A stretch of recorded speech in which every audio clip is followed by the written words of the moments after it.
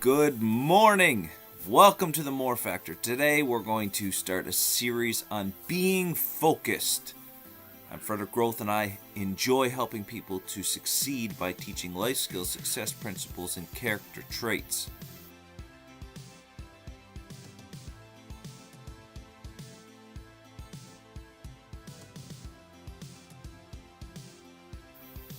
So, instead of focusing on the distractions, see, in life we tend to focus on the things that bother us, the negative things.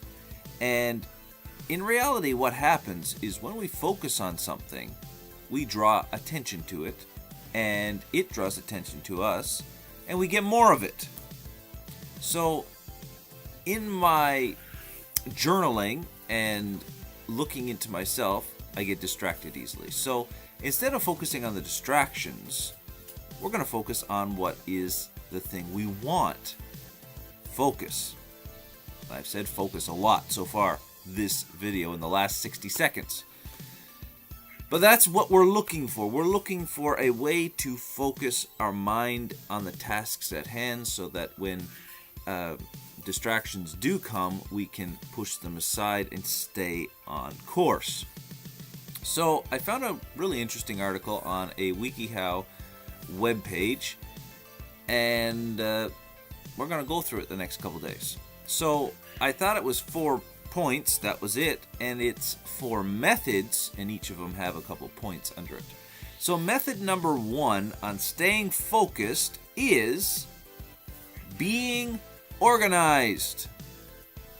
So that's easier said than done in a lot of situations, but let's just go through it and look at the points that they give and see how we can apply them to our lives. Okay, so number 1, have an organized space.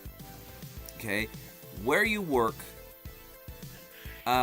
organize the space really well so that it's easy for you to find what you're looking for so that you're not distracted by the next thing in the pile. So over the years, I've developed a desk that is starting to work for me. Now, it's taken me nearly 8 years, but I'm getting to a place where my desk is not exactly organized, but I don't get distracted as easy anymore, and I don't lose as much stuff. And that's important. So it's getting better, working on the organized space part. And the key to that is they said in the article is just take 5-10 minutes at the end of every day and reorganize your space so that the next morning when you come in, it's ready for you. Very simple. A couple minutes, folks, of organization a day will make all the difference. So next thing they said is write a to-do list. Now there's some people out there that say to-do lists suck, get rid of the to-do list. I find that a to-do list, even if I don't reach all the things that are on my to-do list, it gives me something to focus on, to motivate me, to organize my thoughts, organize my day to say, these are things that I need to do today. I need to get this job done, this job done, this job done, and this job done. And if I do it in this order, then it will be optimal efficiency. So I can organize the day. And if I do it the night before, then when I get into work in the morning, I can just jump right in. See? So sometimes I got it down pat, other times the distractions destroy me. So the key is take a few minutes at the end of the day, organize the workspace, whether it's a desk, a shop, a kitchen, a living room, whatever it is, and then take a few minutes to write down the things that you know you have to get done right away tomorrow.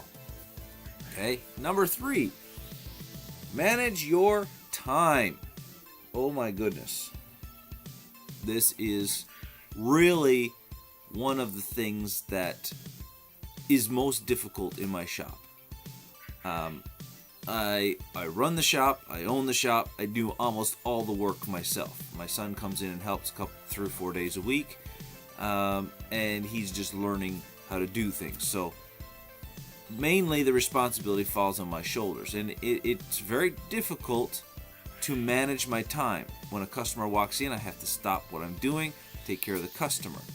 And so this is something I'm working on very much with the focusing is managing my time so that, you know what, there are times when you have to say no. Very important. Sorry about all the noise in the background, by the way. That's a couple quail that we're keeping, and they're soon going in the roasting pan. But for the time being, they make a lot of noise in the morning. In the meantime, time management is very important. So in focus, we need to learn to manage our time. Sometimes we have to say yes, sometimes we have to say no.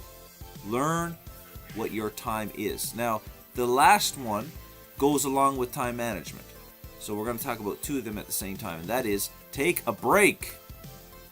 As I mentioned yesterday in my post, that one of my friends says this. He says, work for 90 minutes, take a 5 to 10 minute break.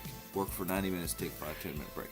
So in this article, they're saying for every hour, take a 5 to 10 minute break. For every half hour, take a 3 to 5 minute break.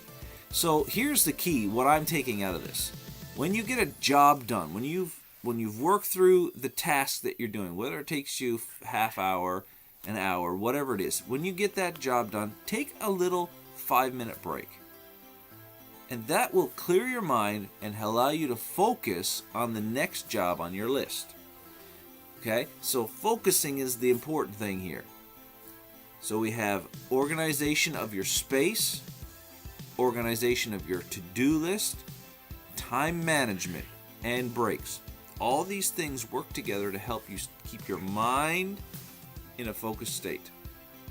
And if all possible, keep Facebook and Twitter and all these other crazy social media things at the lowest possible minimum that you can keep it every day. It's a virtual world. It's not real.